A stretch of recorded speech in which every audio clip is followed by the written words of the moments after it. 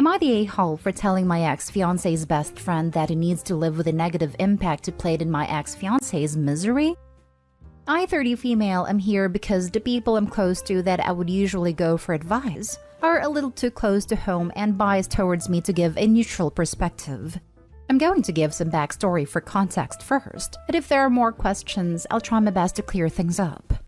Backstory. I was engaged to my college boyfriend Mike, 30 male, and was really happy. What I wasn't happy about is his friendship with a childhood friend, David, 30 male. The guy was an obnoxious and often rude jerk who likes to play pranks on people.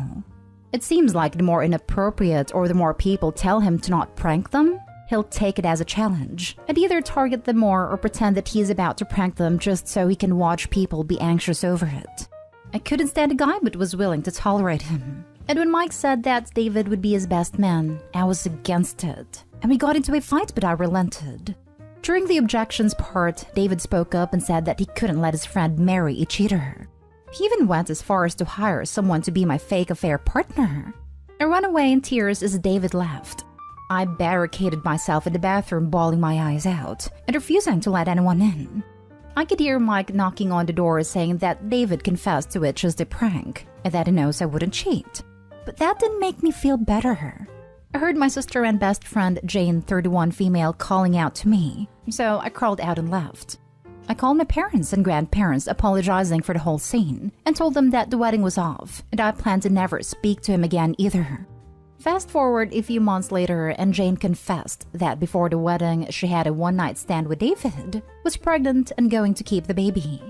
She was so remorseful about the situation, and after I had my space, I told her that it would be okay and that I'm still her friend. Jane named me as the godmother of her son, Tommy, 7 male, and he's a little cutie. He calls me Auntie, and Mike, who David named as the godfather, Uncle Mike. I will say becoming a dad made David a better person. Although I'm never going to like him, and I guess Mike never got over me and David feels super guilty and wants us to get back together, but I have refused. When Tommy's birthday was coming up, David tried to use that as an excuse to get me and Mike to talk to each other, but I shut that down. I even opted out last minute with an illness excuse. David then sent me a long text about how disappointing I was for not being able to put my past aside for Tommy's benefit, and I took exception to that. We went back and forth a little, and I told David that Mike had me over her, and that he just needs to live with his role in any negative impact that he cancelled wedding cousin Mike. David claims he's just trying to fix things between us, and that I'm being petty. I thought nothing of it at first, but now I'm starting to wonder, am I the a-hole? Now for the top comments. Commenting again because I truly don't understand how people are thinking she's the a-hole for cutting Mike off.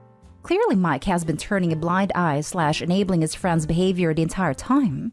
She didn't want him as the best man because she feared this exact situation. But Mike said F it and made him best man anyway, putting him in a position in the wedding party to achieve ultimate damage.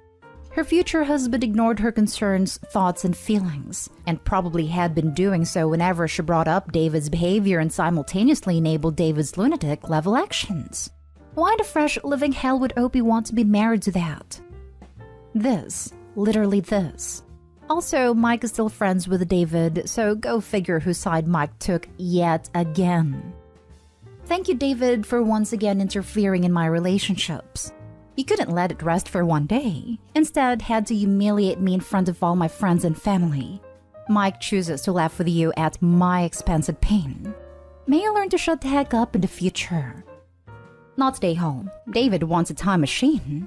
Those don't exist, so he's resorting to shifting the blame of this partially onto you by saying you are being petty for not giving this a chance. The fact is, he did what he did. One of the most outrageous, messed up things I have ever read, by the way. Your ex also did what he did, which was 1, ignored your concerns about David at your wedding and fought with you until you relented, and 2, refused to hold David accountable for his actions every step of the way. Not only was he invited to the wedding, he was made best man, and clearly your ex did not call him out on his behavior before the wedding at any point either. David acted like an immature, cruel lunatic under the guise of pranking. Although he's apparently improved with fatherhood, he still cannot respect boundaries. And when he doesn't get what he wants, he shifts blame to guilt you into doing what he wants. Not stay home, and frankly, he is the absolute worst. And your ex is an enabling moron for letting it get this far.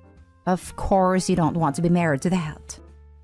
Not stay home. You should have gone to the birthday and yelled, "He is not the father. Jane cheated." See how funny he found it. Next story. Am I the a-hole for telling my girlfriend's friend who is staying at our place that she can leave? My girlfriend's best friend is staying with us as she is just visiting from out of town. I know she has always resented me a bit for whatever reason. I honestly don't know why, but I've learned to just stay out of her way. When my girlfriend is around, we will talk, but I don't think we've ever even had a conversation when she isn't around us. She's staying for a week and it's been relatively fine. Literally 0 problems the first day. I like to take showers every night after the day is over, which is where the problem began. Our guest washroom is out of service at the moment. The bathtub works, but it's dusty as heck and no one has touched that thing in who knows how long. So we all have to share the master bed's washroom in the meantime. I was taking a shower, and when I came out, she ran in and accused me of using her loofah because it was wet. I had no words. I didn't even realize it was in there until she made a fuss about it. She smelled the freaking loofah and then smelled my body wash and said it smelled the same. I don't even know what to say besides I didn't use it. She said that even then it weirded her out that I was showering while her loofah was in there. My girlfriend tried mediating, told her to take out the loofah while I shower even. But she told me to use the bath in the broken washroom. And I said no because it's dirty as heck, and I've had to spend at least an hour to get all the grime out of that thing. My girlfriend and her BFF had a talk in a separate room, and when she came back, she just asked me to hold off on showering for a week. LMFAO. Yeah, right. I told her BFF she can leave if I make her feel so uncomfortable. And she did.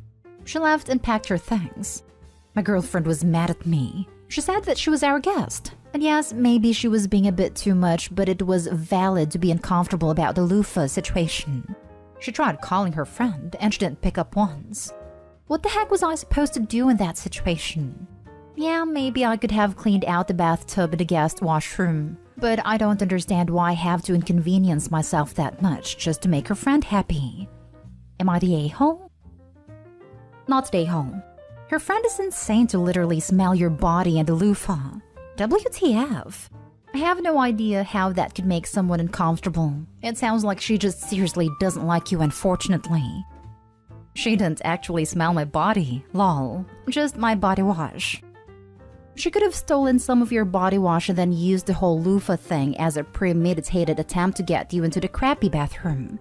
And her not answering her BFF makes me suspect this even more.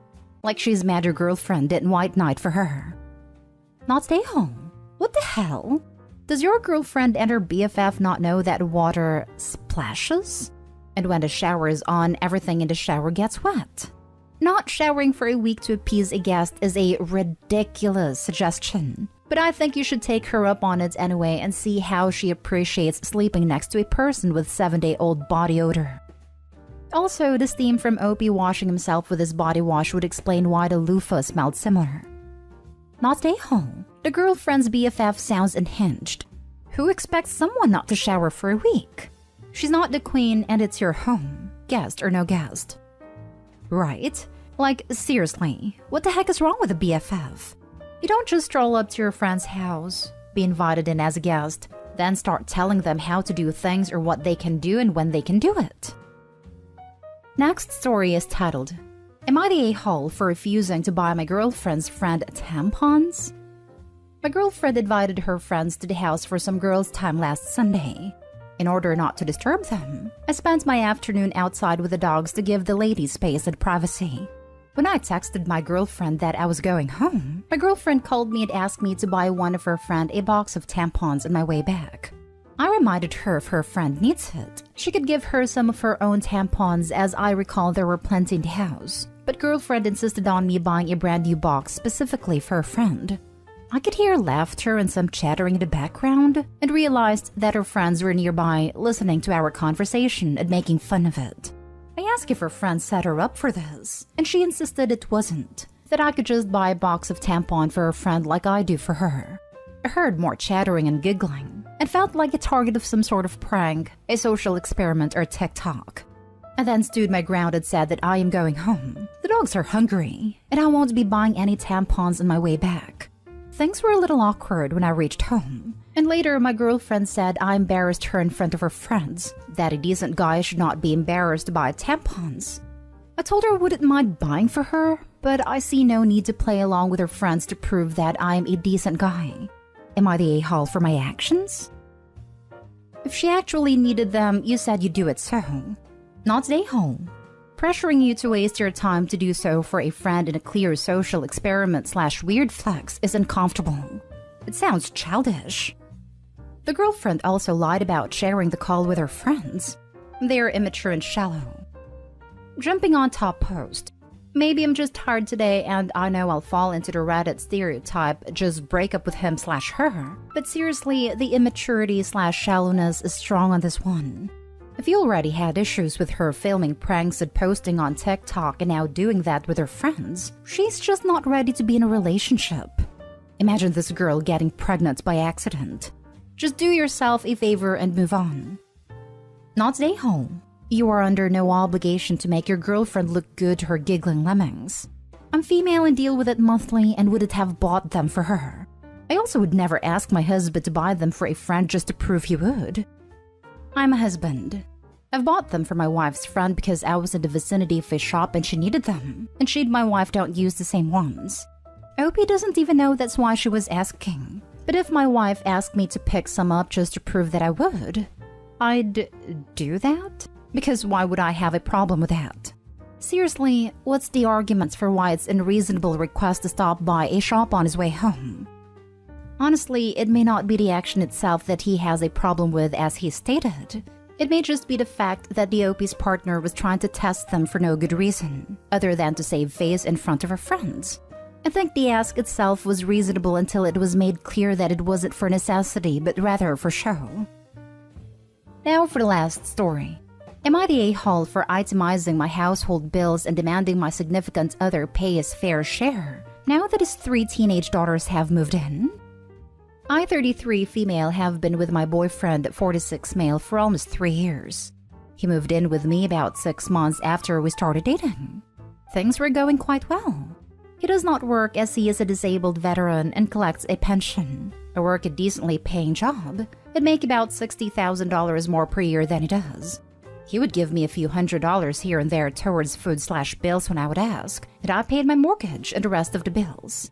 He was paying about $1,200 a month in child support for his 3 girls who lived with their mom, now 15 female, 17 female, and 18 female. I have 2 girls, now 10 female and 13 female, who live with me 60% of the time and live with their dad the rest of the time. About 6 months ago, his girls' mom decided she couldn't take care of them any longer. She had ruined their family home. No running water, septic was destroyed, holes in the floor, 5-gallon buckets used as toilets, etc. It was awful to discover, and at no point when the girls visited did they share this info with me. I don't know how he didn't know what was happening, but he says he didn't. At that time, the courts decided the girls needed to live with their father, who lives with me obviously. I knew this would be a tough transition for all involved. So for the last 6 months, I've continued to pay for everything and has given me $500 a month towards their support, food, bills, etc. Their mother has contributed nothing. Upon discovering that I was getting a bit behind with finances, I itemized my spending and determined that my costs have gone up by about $1,700 a month since they came here. Just regular bills, which doesn't include Christmas presents, clothes, salon trips, vacations, going out to eat, etc. that I have also paid for. I showed this to my boyfriend and asked that he started paying me an amount closer to the cost of the spending, at least the $1,200 he was paying in child support before they came here. He became very angry, accusing me of being money hungry and insinuating he was taking advantage of me. Then he told me he would give me $750 per month towards bills. I expressed that if he felt he could support 4 people for less than what I was asking him to contribute on his own, then he should do that. He says I should be okay because it's for our family. I feel like I'm being taken advantage of. And what makes this feel worse is that I discovered my boyfriend's ex-wife also was dating a younger person with a good job, and that guy is now suing her for taking advantage of him. It almost hits too close to home. But I do love my boyfriend and his daughters, and I feel like if he should contribute more to the support of his kids when I'm paying the bulk of our expenses. So am I the a-hole? Not the a-hole. You are being used. Cut off your financial support of your boyfriend and his kids. Stop buying the groceries, paying their personal expenses, cell phones, car insurance, etc., and don't cover his/their debts. Your boyfriend needs to cover his and his kids' share of expenses for accommodations, utilities, groceries, and other shared household expenses. This means that he should pay at least half of rent/mortgage costs and 2/3 of utilities and groceries. You may need to stop buying their groceries if he won't pay you his share. You need to stop paying anything towards his/their luxuries. Don't pay for their spas, vacations, fast food, transportation, etc. If their parents won't pay, the kids can't have those luxuries. If your boyfriend refuses to contribute, seriously reconsider having him live with you at all. Exactly this. And if I were you, I would start the eviction process.